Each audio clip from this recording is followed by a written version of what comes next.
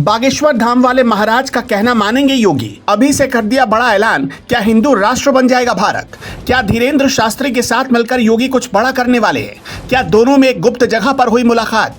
पंडित धीरेन्द्र शास्त्री ने जो बताया, योगी अब वही करेंगे। चारों तरफ फहराएगा भगवा झंडा, 2029 में पीएम बनना तय।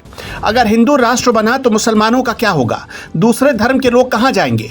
भारत कब तक हिंदू राष्ट्र घोषित होगा, इसकी भी तारीख आ गई। इन दिनों देश में केवल एक ही मुद्दा सबसे ज्यादा गर्म है कि आखिर भारत हिंदू राष्ट्र कब बनेगा।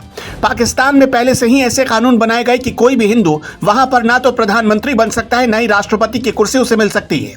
वहां भी कई हिंदू रहते हैं, लेकिन उनके साथ अब जब भेदभाव की खबरें आ रही हैं तो सनातन धर्म के लोग यही कह रहे हैं कि अब भारत को भी हिंदू राष्ट्र घोषित किया जाए। ऐसे में सवाल है कि अब जब अयोध्या में राम मंदिर बन रहा है और चारों तरफ से हिंदू राष्ट्र बनाने की मांग उठ रही है, तो क्या मोदी सरकार इस पर बड़ा फैसला ले सकती है? और अगर ऐसा हुआ तो देश में रह रहे दूसरे धर्म के लोगों का क्या होगा? सारी बात इस रिपोर्ट में बताएंगे। आपको याद होगा कि कुछ दिनों पहले ही बागेश्वर धाम वाले महाराज पंडित धीरेन्द्र कृष्ण शास्त्री ने कहा था कि अब हिंदुओं के बाहर आने का वक्त आ गया है और देश को हिंदू राष्ट्र बनाना है। उन्होंने कहा था कि आप मेरा साथ दीजिए, मैं आपको हिंदू राष्ट्र दूंगा। लेकिन अभी महाराज जी का यह बयान चर्चा में था कि तभी योगी आदित्यनाथ ने अपना पासा फेंक दिया। योगी ने बड़ी ही चतुराई से हिंदू राष्ट्र बनाने का संकेत दे दिया और विपक्ष को इसकी भनक तक नहीं लगी। उन्होंने हिंदू राष्ट्र शब्द का इस्तेमाल न करते हुए कहा कि सनातन धर्म सबसे महान धर्म है। इस बयान के क्या मायने हैं, हर हिंदू समझ सकता है। असल में योगी आदित्यनाथ एक संवैधानिक पद पर विराजमान है और मुख्यमंत्री के पद की गरिमा होती है, इसलिए वो खुले तौर पर ऐसे विवादास्पद बयानों से बचते हैं। लेकिन जब योगी का सनातन धर्म देश का धर्म है वाला बयान आया, तब कयास लगाए जाने लगे कि क्या अब योगी आदित्यनाथ धीरेन्द्र कृष्ण शास्त्री के साथ मिलकर कुछ बड़ा करने वाले हैं। दोनों की मुलाकात के भी कयास लगाए जाने लगे हैं। सोशल मीडिया पर तो कुछ तस्वीरें भी शेयर की गई जिसमें ऐसा दिखाया गया मानो दोनों की मुलाकात हुई हो। मौजूदा समय में योगी और धीरेन्द्र शास्त्री मिले नहीं, लेकिन उनके विचार जरूर मिल रहे हैं। बताया जा रहा है कि इस बार माघ मेले में धर्म संसद के दौरान भारत को हिंदू राष्ट्र बनाने का मुद्दा भी उठाया जाएगा और संत इसकी तैयारी कर रहे हैं। कहा जा रहा है कि यहां से मसौदा तैयार कर सरकार को भेजा जाएगा, जिस पर बाद में मोदी सरकार को सोचना होगा कि आगे क्या किया जाए।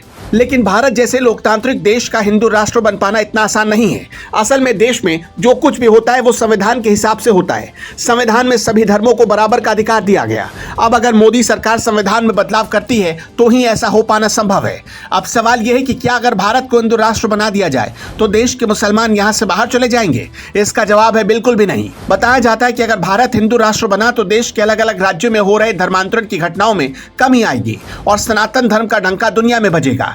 लेकिन इसके दूसरे पहलू ये भी हैं कि भारत पर अल्पसंख्यकों के साथ अन्याय करने का आरोप लगेगा और संभव है कि कई देश भारत पर कुछ प्रतिबंध भी लगा दे। कहा जा रहा है कि इसलिए सरकार इस मुद्दे पर बहुत सोच समझकर कदम बढ़ा रही है। लेकिन जिस तरह से मौजूदा समय में लाखों हिंदू भारत को हिंदू राष्ट्र बनाने की मांग कर रहे हैं, कहा जा रहा है कि ऐसा ही रहा तो सरकार 2024 में कुछ बड़ा फैसला भी ले सकती है। लेकिन माना जा रहा है कि इस फैसले में योगी आदित्यनाथ का बहुत बड़ा हाथ हो सकता है। असल में मौजूदा समय में बीजेपी में प्रधानमंत्री मोदी के बाद योगी सबसे बड़े नेता हैं और इन्हीं को मोदी का उत्तराधिकारी माना जाता है। इसलिए हिंदुत्व की विचारधारा को आगे लेकर चलने वाले योगी को ही इस देश को हिंदू राष्ट्र बनाने का जिम्मा बीजेपी सौंप सकती है। क्या भारत को हिंदू राष्ट्र बनाना चाहिए? इस पर आपकी क्या राय है? कमेंट में बताना ना भूलें।